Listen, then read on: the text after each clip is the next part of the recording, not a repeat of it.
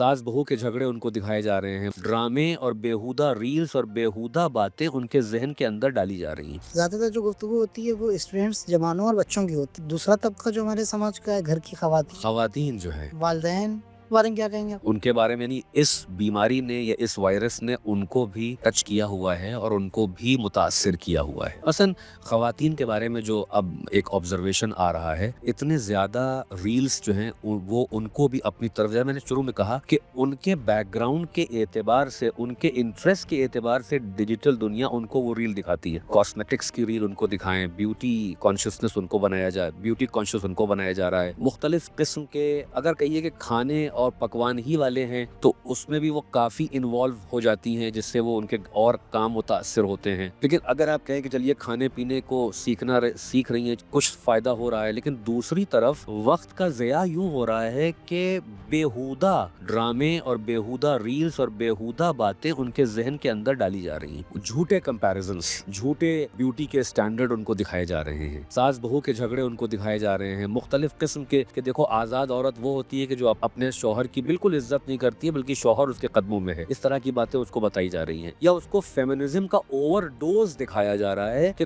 तुम किसी की मातहत नहीं हो, बल्कि तुम खुद मुख्तार हो और शौहर तुम्हें तुम्हारा वली नहीं है, बल्कि वो तुम्हारे ज़ेरे निगरानी है। इस तरह की बातें जब आप दिखाएंगे और बाहर की रील औरतों को दिखाएंगे तो यहाँ की और डोमेस्टिक जो लाइफ है उस पर बड़ा असर पड़ता है।